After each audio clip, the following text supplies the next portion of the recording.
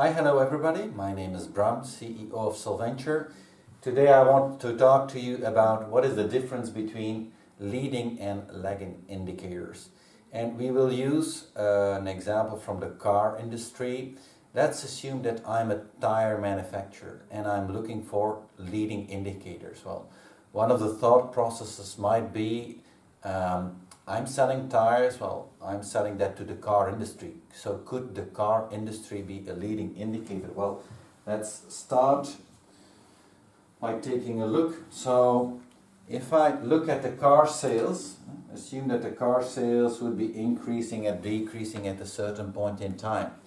Well, if this is the car sales, to be able to produce those cars, I will need to produce the extra tires 3 to 6 months earlier. So my tire sales will probably do something like this.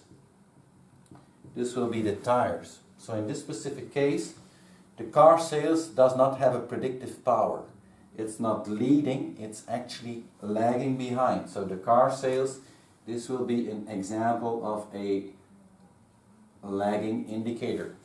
I'm looking for leading indicators. So I'm looking for indicators where I say, well, if I have a peak in the indicator here, it will lead to a peak in my tire sales 3, 6, 9, 12 months later. So question mark is, what would be examples of leading indicators? Well, that's part of the analysis that we do using the LIFe software. And we might be looking for, well, maybe the kilometers or the miles driven. Miles driven, that could be a relevant indicator.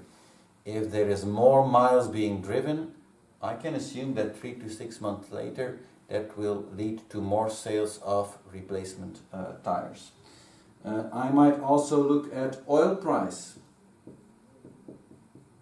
Maybe I say, well, if the oil price is low, I expect that people will drive more kilometers, and in the end it will lead to more tires being sold, more replacement tires. So oil price would even be an example of an inverse relationship. If the oil price goes down, I expect my tire sales to go up a couple of months later.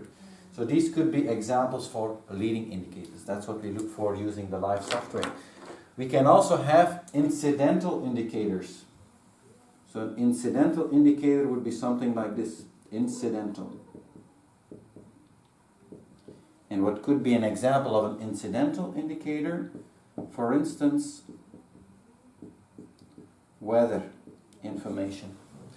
In certain parts of Western Europe, I know that if it's starting to snow, if it's really starting to freeze deeply, then I expect I will sell more winter tires. But that's an incident effect. So if it starts freezing now, at this point in time, I will sell more winter tires. That's an example of an incidental indicator. One of the questions or challenges with an incidental indicator is, I don't have a leading value, so is it still relevant to forecast my sales? Well, if I would have a good forecast of the incidental indicator 3 to 6 months out, I could still use the forecast of the indicator in the forecast of my sales, for instance, the tire sales. But certainly for weather, I don't have a reliable forecast 3 to 6 months out. I can't predict whether it's going to be a hot summer or whether it's going to be a strong winter, for instance, in some parts of Western Europe. However, even in this case, if I don't have a forecast, it's still meaningful. Why? Because I can easily run scenarios. I know how a typical summer looks like. I know how a typical weather looks like. I also know historically what are the extremes. So I can't predict what the summer is going to be, but I can show a typical impact and say, okay, for this product group, if it's going to be a wet and cold summer, or if it's going to be a hot and dry summer, these are probably the two extremes my sales can be lifted to. So even if it's an incidental indicator, it can still have value. If I don't have a forecast of the indicator, I might need to resort to running scenarios on what if the summer would be like this or would be like that. But all of this really helps to improve, let us say, our understanding of our sales and what is driving our sales. So this was a short update on what's the difference between leading, lagging, and actually incident indicators. In the LIFe tool, we are primarily looking for leading indicators because they help us to make a forecast. If it's incidental, well, either you use a forecast of the indicator or you use it to run scenarios.